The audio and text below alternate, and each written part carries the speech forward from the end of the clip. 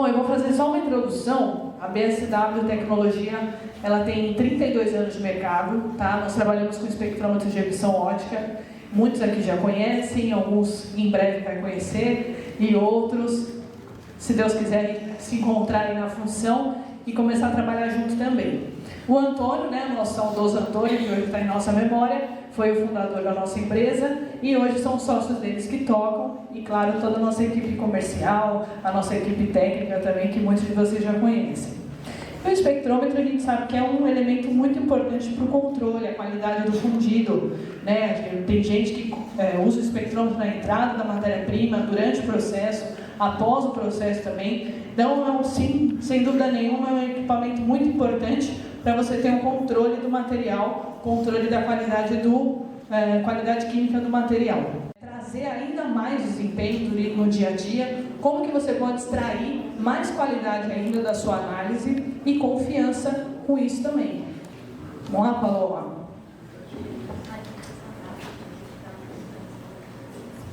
Boa tarde, pessoal. Estou bem feliz de estar aqui com vocês. E nós, quando pensamos na apresentação, a gente já falou em outras oportunidades sobre a técnica em si, mas a gente entendeu que valia muito a pena, como a maioria de vocês já tem espectrômetro, já trabalharam com ele, a gente falar realmente o dia a dia do equipamento, o que vai fazer ele trabalhar melhor, como você vai obter resultados melhores.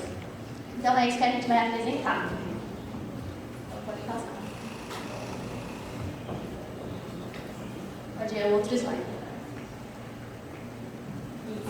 Então, como a Mari falou, é um equipamento que vai analisar intensidade de luz, ou seja, há aqui uma faixa espectral. Então, vamos supor ali o silício. Então, a faixa espectral, onde encontra-se o silício, quanto maior a intensidade de luz, maior a concentração do silício na sua amostra. E é isso que o nosso equipamento analisa. Então, dessa forma, como a maioria dos outros equipamentos de análise, o espectrômetro ele também vai ser um equipamento comparador. Pode trocar, Mari. Pode mais um. Ele também. Então, assim, lá na fábrica, é necessário que faça toda uma montagem no equipamento para que haja a construção da curva analítica, que é basicamente isso aqui. Então, não sei se vocês conseguem ver tão nitidamente, mas vocês podem ver que na curva tem vários pontinhos verdes. Esses são os padrões utilizados lá na fábrica para a construção da curva. Essa é uma curva de carbono no ferro. Então, aqui a gente tem desde 0 até 4,5%, e aqui a intensidade de luz em contagem. Pode passar até umas 4 vezes. Isso.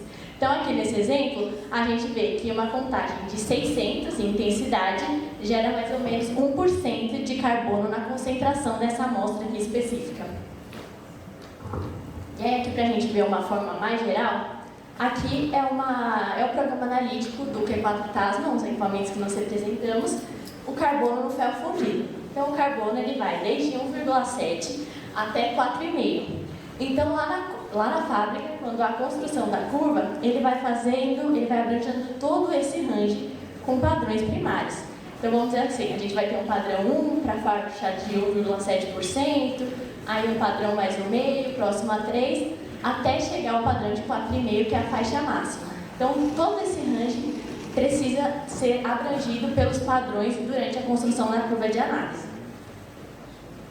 Então, isso aqui basicamente é a foto do nosso software, para vocês entenderem a montagem da curva, que é a curva do carbono, todos os padrões utilizados nessa construção de curva, que em média são mais ou menos 200 padrões, então ele é bem extenso para a base ferro. Aí pode passar, né? Então aqui são os padrões utilizados, né, os códigos, a intensidade, concentração em contagem e o valor em concentração. Então, na sua tela de análise mesmo, você sempre vai trabalhar com concentração, seja ela em porcentagem ou em ppm. E aí aqui a gente consegue ver a curva do equipamento sendo montada e em cima disso a gente vai conseguir dar o start num dos nossos pontos principais hoje, que é a utilização de padrões na espectrometria de emissão ótica. Então, quando vocês têm essa curva lá, vocês precisam fazer o ajuste. E é por isso que o espectrômetro sempre precisa ser acompanhado de padrões. Nesses últimos anos, algumas funções fecharam e aí a gente viu muito equipamento no mercado, o pessoal querendo comprar equipamento usado. E muitos deles não tinham padrões de recalibração. Então, esse é um ponto principal. a gente não consegue fazer análise com espectrometria de emissão ótica sem os padrões de recalibração, que são aqueles padrões que normalmente acompanham a máquina. Então, por quê? Porque aquela curva que foi construída lá na Alemanha, no nosso caso, que nós fornecemos equipamentos alemães, ela precisa ser ajustada ao longo do tempo, conforme você vai utilizando o equipamento. E esses padrões vão servir justamente para que a gente consiga fazer esse ajuste de curva. Então aqui, eu coloquei duas imagens, não sei se está tão nítido agora. Mas assim, aqui é a lente do espectrômetro, vamos imaginar isso. E apesar de não dar para ver, gente, naquela outra lente tem umas sujeiras. Então, quando lá na fábrica é passado, por exemplo, o padrão SUS-B, que a gente sabe que a composição desse padrão tem 1% de carbono, o equipamento está lá na fábrica, no ambiente ideal, então ele está conseguindo ver de contagem de intensidade 1.800 de contagem, intensidade de luz. Porém, quando ele chega aqui na fábrica de vocês, na função, e a gente começa a trabalhar com o equipamento, a lente vai sujando, porque a gente já não está mais no ambiente ideal, onde tudo é perfeito. E com a sujeira da lente, a própria utilização do equipamento, essa intensidade começa a cair. Ou seja, o meu padrão, que antes eu lia 1% e estava rodando como contagem 1.800, esse mesmo padrão com 1% de concentração vai dar uma intensidade lá de 1.750, um exemplo. Então, a gente vai precisar fazer o ajuste da curva, pode passar, para que haja um fator de correção, para que a gente coloque a curva no lugar. Então, ou seja, não tem como trabalhar com espectrômetro sem padrão, porque a gente vai colocar a curva de volta do lugar só dessa forma. Assim, você vai ter uma análise de fato e não só um gerador de número automático, né? Então, é para isso que vão servir os padrões de recalibração. Eles são pontos estratégicos na curva, vamos dizer assim, uma parte alta, uma parte baixa, justamente para que você consiga fazer esse ajuste grosso e pôr a curva no lugar certo. Pode passar. E esses padrões que acompanham o equipamento, eles são padrões exclusivos para esse tipo de aplicação, que são os padrões SUS.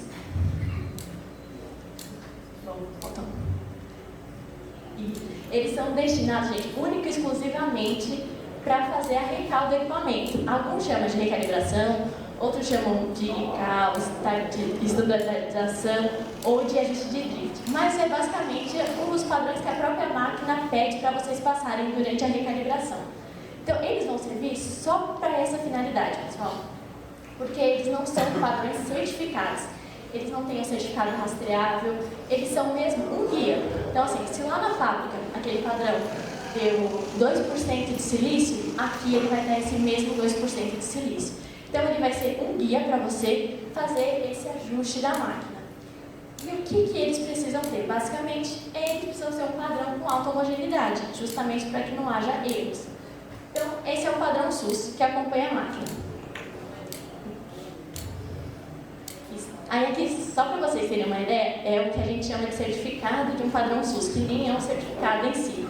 Mas ele é só isso, gente. Ele é uma página e dentre essas informações estão aquela informação que é muito importante, que é essa amostra deve ser usada apenas para verificar e corrigir o desvio do espectrômetro. Ou seja, não é um padrão rastreável, ele não tem uma confiança grande, ele só tem uma aplicação, corrigir o drift do equipamento. Então, por isso que ele é bem simples. Os valores não são certificados, eles são apenas valores de referência. E esse é o nosso primeiro tipo de padrão. Padrão SUS, recalibração da máquina. E aí aqui eu pus uns exemplos para a gente ter em mente, né?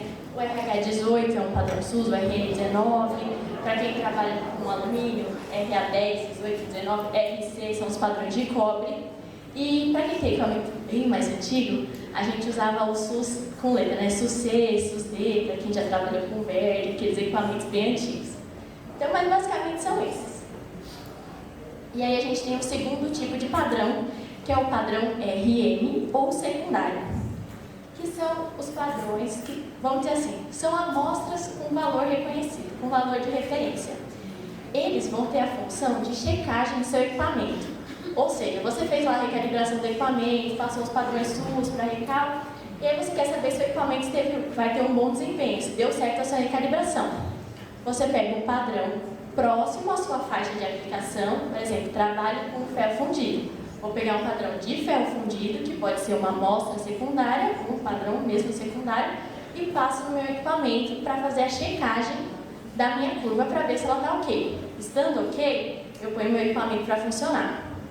Então, existe alguns itens que o padrão RM ele precisa atender para ser considerado uma amostra de calibração, né? Então, ele pode ser nacional ou internacional. Então, você pode comprar em mercado nacional.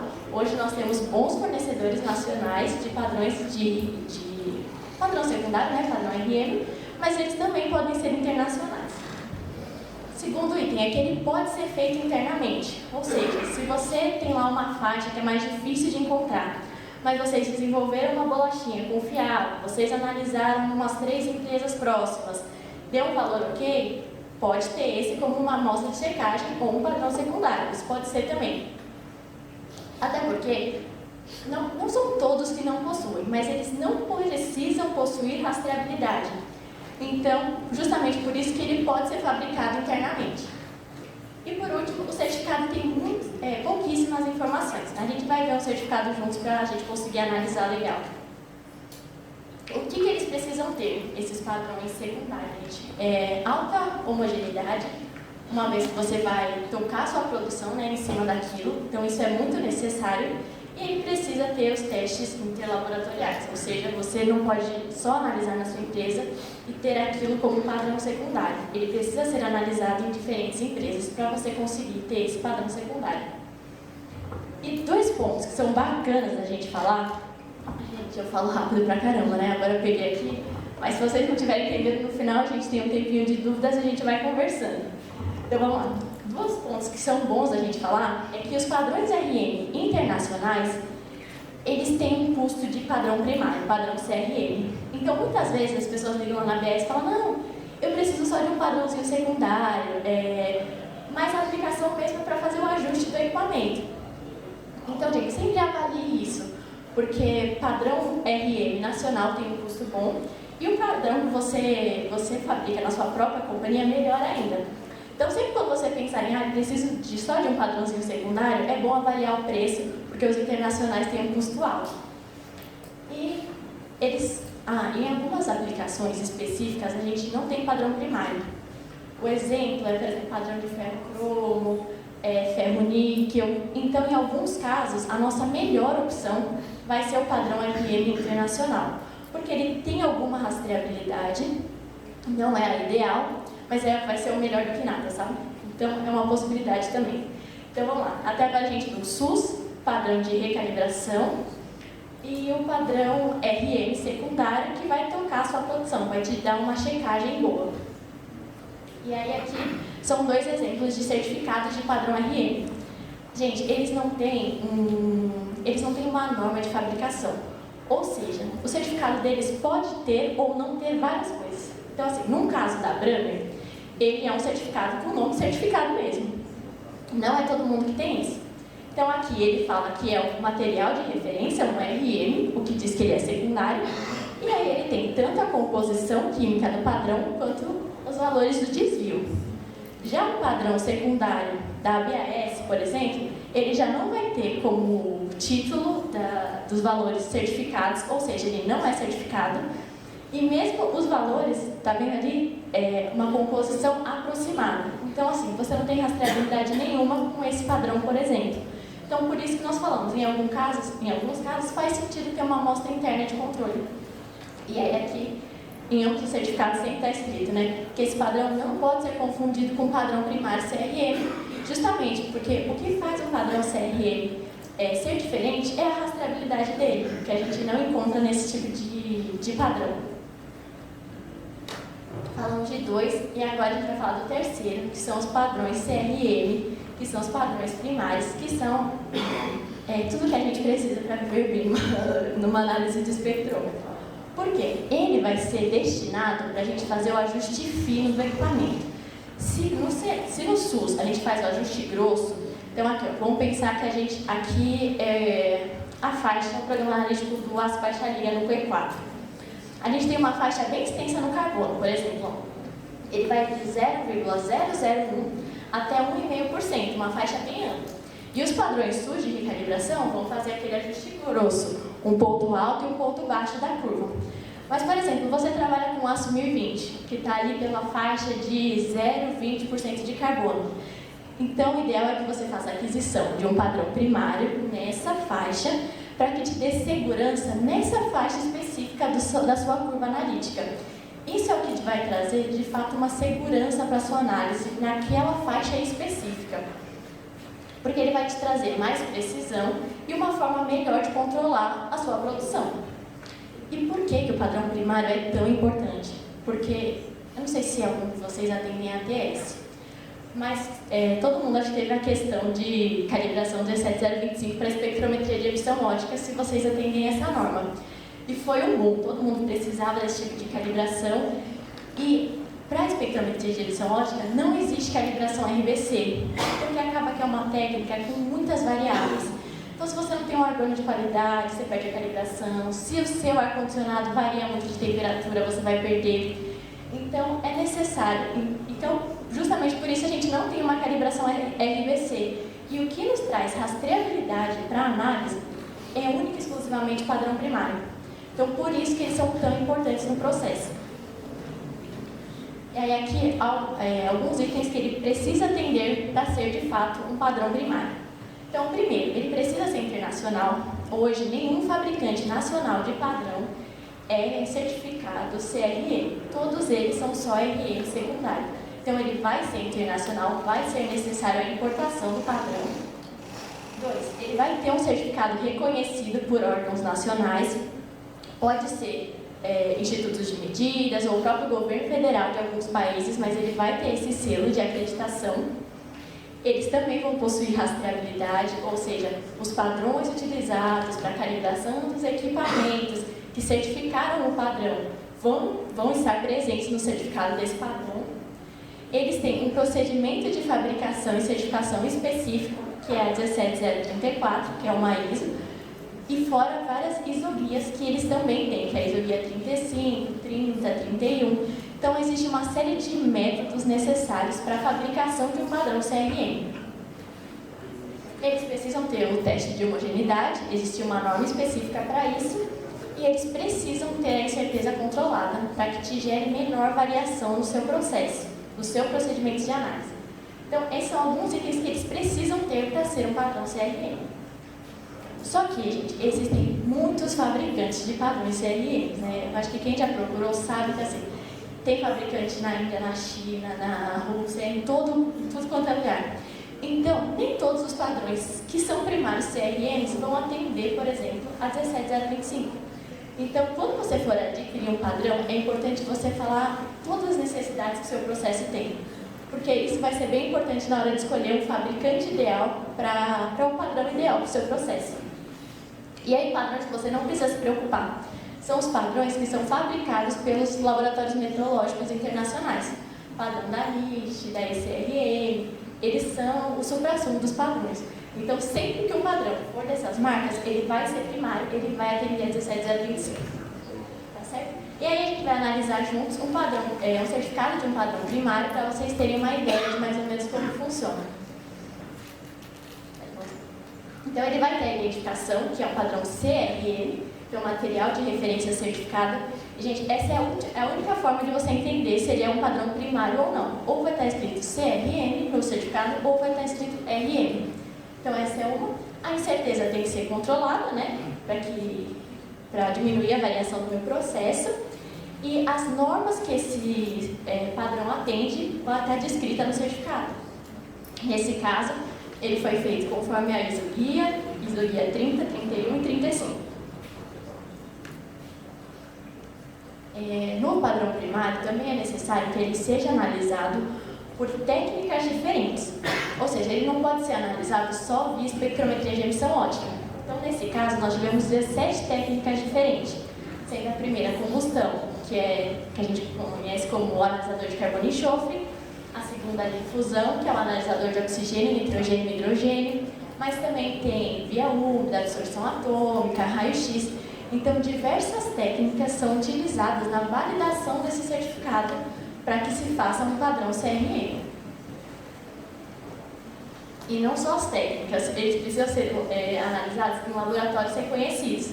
Então, vão estar todos os laboratórios que fizeram parte da certificação desse padrão, todos eles têm, no mínimo, 17025 como acreditação, e aí no próprio certificado do padrão está descrito quem que acreditou cada laboratório. Então, se vocês verem, é uma rastreabilidade bem extensa. Então, é um padrão que demora tempo para ser elaborado, mas te dá uma rastreabilidade e uma certeza de análise muito maior. E aqui é a famosa rastreabilidade, ou seja, são todos os padrões utilizados na calibração de todos aqueles equipamentos que nós vimos anteriormente. Então, tudo é bem descrito justamente para que você consiga chegar até onde o seu auditor vai pedir para você, vai solicitar, né? E aqui as certificações do próprio fabricante. Hoje, a Brammer é um dos fabricantes com a maior gama de certificações. Então, ela é certificada 17034, que é a ISO de fabricação mesmo, mas ela também é certificada 17025, que é a segunda, e pela ISO 9001. Porém, gente, nós temos fornecedores de padrões CRM que são certificados só pela 9001, por exemplo. Mas eles têm a rastreabilidade justamente porque um órgão certificador emite isso para eles. Então, basicamente, qual vai ser a maior diferença do padrão CRM para todos os outros? É que ele vai trazer mais confiança no seu dia a dia. Você tem uma análise mais precisa e você tem sossego, gente. Esses dias a gente teve um problema com um cliente nosso, usa equipamento Brooker, que, assim, gente, é uma função redondinha, que trabalha bem certinho. E ela utiliza padrão primário. E ela entregou um lote para um terceiro, um cliente dela, e esse cliente falou que o lote estava errado. Enfim, aí eles conversam, e aí eles levaram para analisar fora. E, de fato, o lote do nosso cliente estava certo. Por quê? Ela faz calibração dos equipamentos e ajustes com o padrão primário, e é isso que vai trazer a segurança para vocês. Então, entre todos, o SUS é necessário ter, o RM é uma amostra de checagem, então pode ser feito na empresa de vocês e isso facilita muito, e o CRM é muito necessário para esse ajuste fino da curva, para você ter precisão justamente na faixa de trabalho onde você trabalha, né, que você utiliza. E aí é bom falar isso, que até agora tudo que a gente falou são sobre padrões para espectrometria de emissão óptica. Nós da ABS, nós vendemos equipamentos, né, espectrômetros e analisadores de gases e padrões também para diversas técnicas diferentes. Então, a gente vende para carbono e enxofre, para raio-x, para metais, mas também para minérios, ferro-liga, padrão em pó. Então, assim, tudo que você viu até agora, se você tem um carbono e enxofre ou alguma outra máquina, não leva em consideração. É tudo exclusivamente para análise via espectrometria de emissão óptica. E aí, gente, eu separei algumas dicas gerais para vocês utilizarem bem o equipamento. O padrão é algo bem necessário, mas você pode ter o melhor padrão do mundo. Se vocês não têm um bom argônio, uma boa preparação de amostra, nada vai mudar, tá bom? Eu vou passar aqui alguns pontos que são bem importantes. Na hora de preparação do padrão, que é muito semelhante à preparação da sua amostra diária, né? Ela precisa ter uma superfície com ranhuras. A análise em espectrometria de emissão óptica não pode ser feita com amostras espelhadas. Então, sempre é necessário ter a ranhura, justamente porque o equipamento precisa ter um lugar para atacar. E as suas queimas sempre estar parecidinhas com aquelas que estão em verde.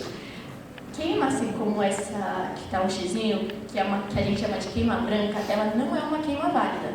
Então, se o seu equipamento está queimando assim, ele está queimando errado. Então, a preparação correta é muito importante. Então, se você trabalha com não ferrosos, o torno... Então, se você trabalha com não ferrosos, o torno. Se você trabalha com ferrosos, uma lixa específica ou uma retífica. Mas a preparação de amostra, a gente fala muito mais do equipamento do que o próprio equipamento. Você pode ter o melhor equipamento. Se a sua preparação não for boa, você não vai ter um resultado positivo. Porque não tem como analisar uma amostra ruim. Então, é importante que ela seja analisada corretamente. Por exemplo, quem opta por usar lixa, é importante que a lixa seja exclusiva do espectrômetro, justamente para que não haja contaminações, porque a gente faz uma análise muito superficial. Então, sempre a amostra tem que estar livre de graxa, óleo, de qualquer sujeira. A gente não pode estar pondo a mão na amostra depois de preparado. Preparou a amostra, colocou no espectrômetro. E da mesma forma são as suas amostras, não só o seu padrão. E um ponto muito importante é a homogeneidade da amostra. Então, assim, faça uma boa coquilha, justamente para que você não tenha problemas futuros. Você pode voltar um pouquinho? E aqui, ó, vocês conseguem ver mais ou menos, é o Spark Stand meio que fatiado. Ali você pode ver que o argônio são essas setinhas vermelhas, ele está passando ali. Se eu não tenho uma amostra plana que cubra todo ali meu orifício de queima, os próprios gases atmosféricos, eles vão interferir a minha queima. Então, uma amostra, ela precisa ser sem muita rugosidade, ela tem que ser plana mesmo, ela não pode ser uma amostra torta, porque senão a própria atmosfera mesmo vai trazer contaminação para sua amostra. Alguém que está vendo cobre com oxigênio e tem uma amostra que não cobre o orifício, nunca vai conseguir um resultado certo, na verdade, para o oxigênio. Então, é muito importante que ela tenha ranhuras, que ela seja plana e que ela esteja limpa. A mesma forma, as amostras. Que a gente pôs alguns exemplos, né? Você não pode queimar onde tiver alguma fissura, alguma porosidade, porque a análise vai ser em cima disso. Então, a gente não pode fazer esses tipos de queima, nem pode pôr a mão na amostra. O ideal é que elas sejam assim, né? E, gente, uma coisa que é importante, nunca se pode queimar 2 vezes o mesmo ponto, a não ser que você esteja fazendo descontaminação do equipamento. Sempre nas bordas das amostras e uma em cada lugar. E a preparação em si mesmo do equipamento. É necessário que vocês façam a limpeza do equipamento. O equipamento limpo ele tem muito mais resultado. Né? Como eu falei, a intensidade depende da limpeza do equipamento. Então é importante que vocês façam periodicamente. Então tem um procedimento para fazer isso.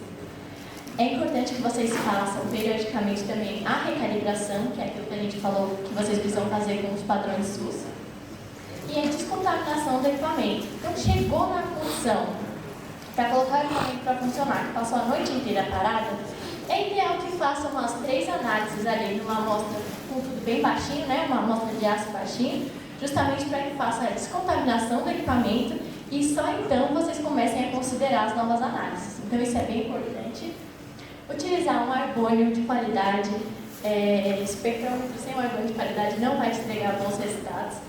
E assim como a temperatura também tem que ser controlada. Ela não precisa ser uma temperatura, meu Deus, muito gelada no laboratório. Não, ela só precisa ser constante. Calibrou o equipamento a 23 graus, mantenha esse equipamento nessa mesma temperatura. É isso que o equipamento precisa. Ele não pode ter muitas variações. E as revisões periódicas, que são sempre muito importantes, né? Para vocês terem a limpeza interna, as manutenções mais internas. Então, são itens bem importantes para que o equipamento funcione bem. Como eu falei, é uma técnica que não tem calibração RPC justamente porque são muitas variáveis. Então, quanto mais você deixar o seu equipamento justinho, melhor serão os resultados que vocês vão obter com isso. E é isso, gente. Eu acho que não deu pergunta, né? Mas, se vocês tiverem alguma pergunta, eu vou estar lá fora e a gente vai conversando. Obrigada.